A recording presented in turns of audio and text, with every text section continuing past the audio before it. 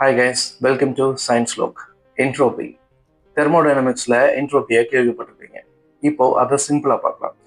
எப்படி ஒரு பொருளோட சைஸை மெஷர் பண்ணுறதுக்கு மீட்டர் சென்டிமீட்டர்லாம் யூஸ் பண்ணுறோமோ, அது போல் ஒரு பொருளோட டிஸார்டரை மெஷர் பண்ணுறதுக்கு என்ட்ரோபியை யூஸ் பண்ணுறோம். என்ட்ரோபியை ரெண்டாக பிரிக்கலாம். ஒன்று லோ என்ட்ரோபி, இன்னொன்று ஹை என்ட்ரோபி. ஃபார் எக்ஸாம்பிள், ஒரு டெக்கோட எடுத்துப்போம்.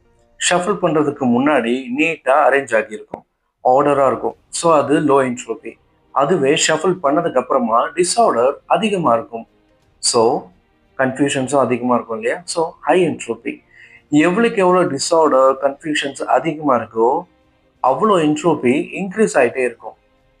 இன்ட்ரெஸ்டிங்கான விஷயம் என்னன்னா, என்ட்ரோபி எப்பவுமே இன்க்ரீஸ் தான் ஆகும், டிக்ரீஸ் ஆகாது. டிக்ரீஸ் ஆகிறது ரொம்பவே ரேர். எப்படி நேச்சுரலாக டைம் பாஸ்ட்டுக்கு போகாமல் என்னைக்குமே ஃபார்வர்டு நோக்கியே போகுதோ, முன்னோக்கியே போகுதோ, அது மாதிரி ஏன் நேச்சுரலாக டிக்ரீஸ் ஆகாது அப்படின்றத பார்க்கலாம். நம்ம பூமியில் ஒரு ஐஸ் கியூப் மெல்ட் ஆனால் வாட்டர் ஆகும். ஸோ லோ என்ட்ரோப்பியில் இருந்து கிராஜுவலாக ஹை என்ட்ரோப்பியை ரீச் ஆகும். அதுவே சீசன் மாறி வாட்டர் ஐஸாக மாறினா என்ன ஆகும்? நீங்கள் நினைப்பீங்க high entropy to low entropy தானே, ஸோ என்ட்ரோபி லெவல் டிக்ரீஸ் ஆகும்னு. பட் ஒரு வாட்டர் ஐஸாக மாறுறதுக்கு நிறைய ஹீட் எனர்ஜியை வெளியே தள்ளும். அது அட்மாஸ்பியர் முழுக்க பரவும். So again entropy will increase.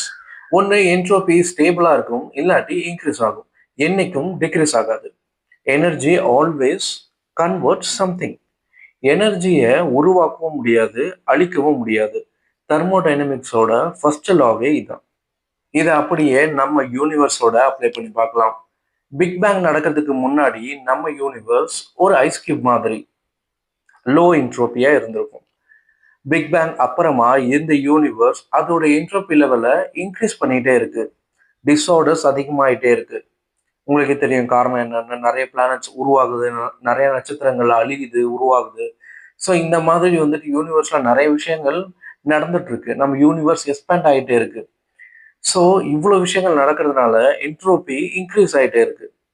இந்த என்ட்ரோபி தான் நம்ம பிரபஞ்சம் எப்படி செயல்படணும், எப்படி எக்ஸ்பேண்ட் ஆகணும், ஃபியூச்சர் எப்படி இருக்கணும், இப்படி எல்லாத்தையுமே நிர்ணயிக்க போகுது, நிர்ணயிச்சுட்டும் இருக்கு. ஸோ இந்த வீடியோ உங்களுக்கு பிடிச்சிருக்குன்னு நினைக்கிறேன். தேங்க்ஸ் ஃபார் வாட்சிங். எந்த மாதிரியான வீடியோஸ், டாபிக்ஸ் வேணும் அப்படின்றதையும் நீங்கள் கமெண்ட்ல சொல்லுங்கள். நான் அது ரிலேட்டடாக உங்களுக்கு எக்ஸ்பிளைன் பண்ணி போடுறேன். தேங்க்யூ. தேங்க்ஸ் ஃபார் வாட்சிங்.